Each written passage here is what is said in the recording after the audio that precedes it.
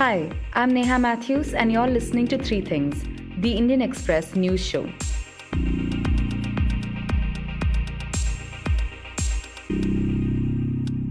On today's episode, we talk about the Delhi police's allegation that the Shaheen Bagh shooter was an Aam Aadmi Party member and why the government plans to sell part of its stake in LIC. But first, are the Shaheen Bagh protests strengthening the BJP's campaign before assembly elections? Over the past few weeks, as the Delhi elections draw closer, the BJP has been using anti CAA protests, especially at Shaheen Bagh, as its poll plank to attack the Aam Aadmi Party and woo voters. In his first campaign speech in Delhi on Monday, Prime Minister Modi had this to say. साथियों, सिलमपुर हो, जामिया हो या फिर शाहीन बाग, बीते कई दिनों से citizenship amendment bill को लेकर प्रदर्शन हुए। क्या ये प्रदर्शन सिर्फ एक संयोग है? जी नहीं, ये संयोग नहीं, ये एक प्रयोग है। In the past, comments by BJP MPs have incurred a 96-hour campaigning ban from the Election Commission, such as in the case of MP Pravesh Kumar. ये लोग आपके घरों में घुसेंगे, आपकी बहन बेटियों को उठाएंगे, उनको रेप करेंगे, उनको मारेंगे। इसलिए आज समय है। कल मोदी जी नहीं आएंगे बचाने, कल अमित शाह जी नहीं आएंगे। But will the strategy work? And has it led to fault lines deepening in Delhi? Liz Matthew, who covers the BJP and talked to voters across the city, joins us to discuss what she has gleaned from these interviews. So, Liz, the Delhi elections are in 2 days now. And over this last month, we've seen the BJP leadership, their usual state campaign strategy is to poke holes in the incumbent government's performance. Instead, here we're seeing them repeatedly talking about the Shaheen Bagh protests. Could you tell me what the strategy is there? See, it looked like what BJP has been trying to do is create some kind of consolidation, because in the initial days they tried to poke holes in the Aam Aadmi Party's, governance issues. But somehow the voters did not look like they were taking it, because, Aam Aadmi Party, according to the voters, had a very good track record in terms of governance issue, like especially in the education sector, in terms of providing drinking water and the reduction in the electricity bills for ordinary families. So these were the issues the BJP initially tried to quote unquote expose the Aam Aadmi Party and the faults in the schools and, the defects and some kind of malfunctioning in that area. But it did not work, or it did not yield the desired result. So then what the BJP leadership has realized, there is a lot of resentment among the people, especially those people who are affected by the traffic jam created by Shaheen Bagh protest. And also it is an issue that could actually divide the people in terms of the Muslims and the Hindus, because mostly people looked at it as a Muslim issue, the protest against Citizenship Amendment Bill Act, whereas the Hindus felt that there is nothing wrong in it, a section of Hindus. So BJP, I think it looked like they tried to tap in this issue. And we have seen right from Prime Minister to Home Minister to BJP President to every speaker of the BJP, everyone who's addressing BJP election rallies started using Shaheen Bagh. The Home Minister came and said that, this is a fight between those who are supporting Shaheen Bagh and those who are protecting the nation. So indirectly, it is a message that those people who are protesting and supporters of protesters were traitors or anti-nationals, whereas those people who are the other side are nationalists. This somehow has worked in terms of getting support for BJP's stand on CAA. But it is very difficult to say that it is turning into or transforming into this kind of resentment and people's anger against what is happening and the traffic and other inconveniences is translating into what it doesn't look like, at least from what the people were reacting. So, Liz, now that you mentioned that, you've also gone around talking to voters across Delhi. Did you get the feeling that these CAA protests, particularly Shaheen Bagh, it has deepened, say, fault lines and polarized voters in the city? Yes, it is. Unfortunately, it has. A majority of the people whom I spoke to felt that, the people who are sitting in protest in Shaheen Bagh are not in the national interest. They are creating trouble for the general population. And also some of them were saying that they are saying it is a peaceful protest, but they are creating a shanti and they are creating troubles because it is affecting the economy. It is affecting the day-to-day life of people. It is affecting the school-going children. They had many reasons to say that, what they are doing is wrong. The BJP's campaign that Shaheen Bagh is not in the nation's interest has really worked, and it created a lot of division among the people. I have heard people saying that yes, Modi ji sahi kar rahe, ye Musalmanon ko idhar se bhagana hai. They are creating all kinds of trouble in this country. They should be punished. Such statement has come from many people, even the youngsters. That is something that I have seen while talking to the ordinary voters, whether it was in Gol Market or whether it was in Tughlakabad or whether it was in Mehrauli. And coming back to BJP's campaign, I think, what I have seen is it is getting translated into votes because, many of these people who have expressed their resentment and their anger towards what is happening in Shaheen Bagh, when they talk about voting, they say, no, I think it is for the nation. We have chosen Narendra Modi ji again with even more votes, and he is there to protect the nation. But we need somebody like Arvind Kejriwal who actually takes care of our needs and who has concern for poor and who has created mohalla clinics, who has created good schools for our children. That thing, even those people who are claiming that they are BJP supporters, I met someone who told me he is a BJP supporter. He has always been supporting BJP, but he is voting for Aam Aadmi Party. His wife does not want to vote for Aam Aadmi Party. She wants to vote for BJP. But I kind of convinced her that she should be voting because it is Delhi election. A राज्य का चुनाव है, देश का चुनाव नहीं है. So we should support that. So people kind of differentiated, like what we have seen in Jharkhand. People are differentiating between the national election and the state election.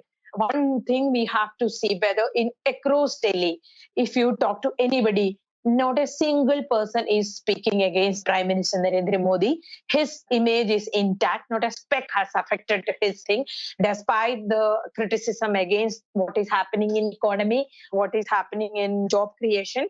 The Prime Minister's image is intact, but people, like I said, is differentiating between the two elections. Also had PM Modi give this speech in the Lok Sabha on Tuesday, and he made a very big announcement that the trust to build the Ram Mandir temple in Ayodhya has been cleared. Now, will this announcement in any way strengthen the BJP campaign? I actually not very sure because the Ram temple construction was almost clear. It was after the court verdict, it was clear that there will be a temple, and the government has been given a 3 months time to constitute a trust. The 3 months is going to end soon.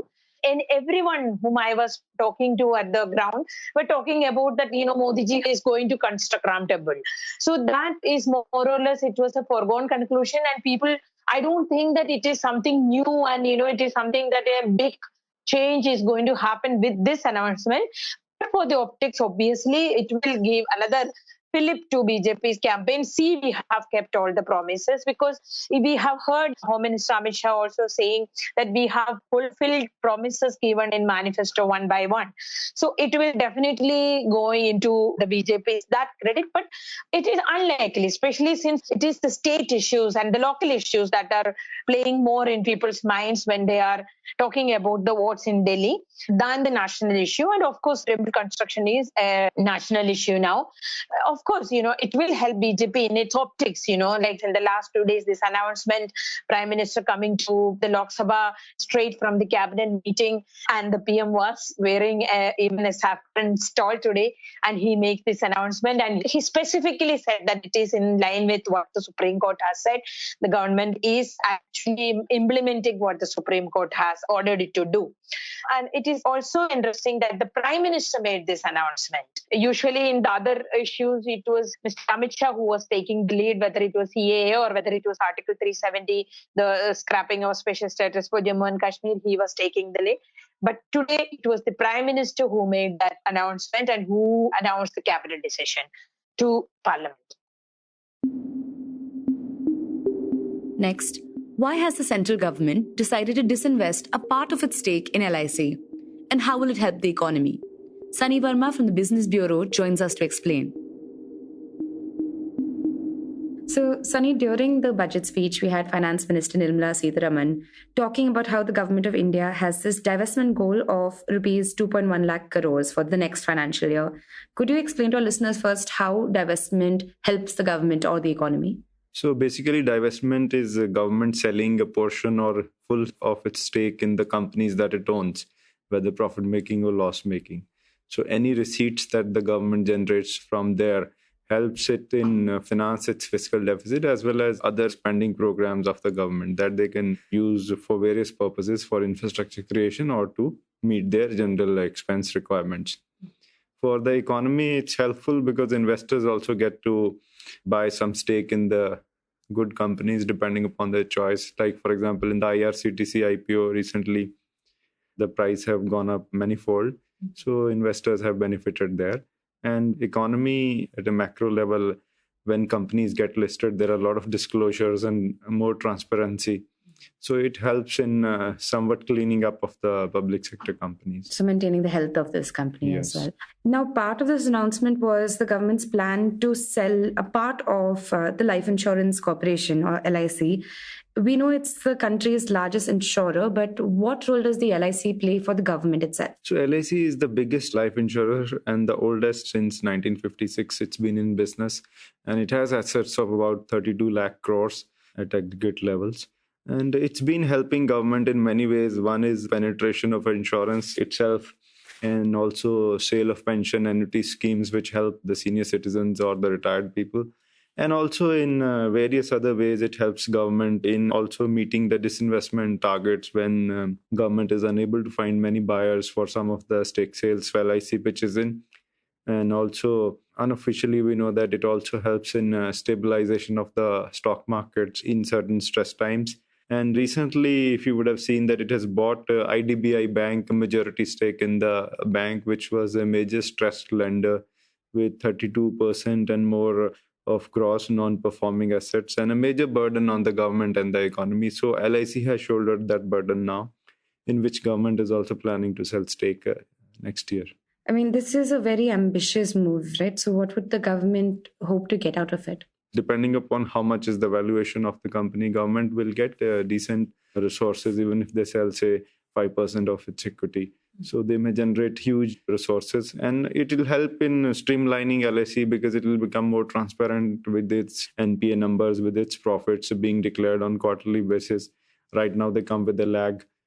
So that disclosures they will have to make like for all listed companies. So it will come under a somewhat greater scrutiny. Would this help the government also reach its divestment target and would it maybe not have to divest in other firms? No. The 2.1 lakh crore target is two parts, 90,000 crore from LIC and IDBI Bank, and then the remaining 1.2 from rest of the companies. So it will help meet only a portion of the total target, Fair enough. Not all of it. And has the government mentioned in terms of what the timeline of the project is? Have they said how much will be sold? So in the budget, it's only a main announcement. And then now they have to do the groundwork on it, get the law amended, and then get the procedures in place. What we get to know is that it may take about a year. So maybe probably by the end of next March, they will complete it. And you mentioned the LIC Act will have to be changed itself. Yes. Why does that have to happen? So LIC is basically a corporation and there is no provision of listing or taking it public per se in the act. So that will have to be changed because LIC ultimately is holding the policyholders' money. So for a company which is in marketplace or listed on the exchange, there are obviously risks involved, how it will perform. So that's why there are a lot of amendments that need to be done. And if, say, a part of LIC was to be sold later in the year, how would this entry of LIC into the stock markets affect it? See, already we have some insurance companies which are listed, life insurance companies. For example, HDFC Standard Life is listed, ICICI Prudential Life Insurance is listed. So LIC will be the largest player. And depending upon the valuation, we need to see whether it attracts buyers or not. Because even if they sell 5%, it will be one of the biggest IPOs probably in Indian equity markets. Is there any threat of not attracting investors? Actually, it also depends upon the valuation. If the valuation is too steep, then the investors may not like it, because prior to the IPO, they will have to disclose all the numbers, the investment, the underwriting profits, the premium collections, and whether the market share has been declining or increasing over the years. So at that time, investors will take a call. Setting off a political row, the Delhi police on 4th January claimed that the man arrested for firing twice in the air at the Shaheen Bagh protest site on February 1st had joined the Aam Aadmi Party last year. Anand Mohan, who covers courts in Delhi for Indian Express, joins me to explain on what basis these allegations have been made and how the political parties have reacted. So 2 days ago, we had information coming out from the Delhi police about the Shaheen Bagh shooter who basically opened rounds at the Shaheen Bagh protest. They alleged that he was a part of the Aam Aadmi Party. He was a worker in the Aam Aadmi Party. What proof do they have of the same? So the police have said that they have photographs of Kapil Baisala, the shooter who opened fire at the Shaheen Bagh protest site. And they're saying that they have recovered these photographs from his mobile phone. And these pictures were released late in the evening yesterday, right after Kapil was sent to 2 days police custody. And right after the Delhi police had made these claims, the Aam Aadmi Party had, in a press conference, denied the police claims. In fact, they have also informed that they're going to send a legal notice against the Delhi police. In fact, we even spoke to Kapil's family members who have denied the police claims. In fact, his father has also gone on record and stated that Kapil is Modi's servant, so to speak, and he had no connection whatsoever with the Aam Aadmi Party. And in terms of verifying these pictures or verifying that he was an AAP worker, is there going to be any investigation being done? So that is what the police had said yesterday in their press conference, that they have called in a team of forensic experts who are going to go through that mobile phone. And in fact, yesterday, even while they were arguing before a Delhi court for further remand, even though they did not make these allegations, they had told the judge that they needed Kapil's custody so that they could verify the information in his phone. They said that Kapil is a member of various WhatsApp groups. He's deleted several of those chats. He has several social media accounts, has a large presence, and they're saying that there's a larger conspiracy to this shooting. And by larger conspiracy, what are they referring to? So they haven't really expounded on what this larger conspiracy meant to. At the court, they were saying that the weapon which has been recovered, they have to find out the source of that weapon. They told the judge that it's probably a source from Bihar, and they needed his interrogation to figure out where that weapon came from. But with that press conference, they've largely put out the message that he was an Aam Aadmi Party worker. And the kind of statements which were eventually given by BJP leaders like JP Nadda, who went out and in not so many words just said that the Aam Aadmi Party may be involved in some way because they're claiming that he's a Aam Aadmi Party worker.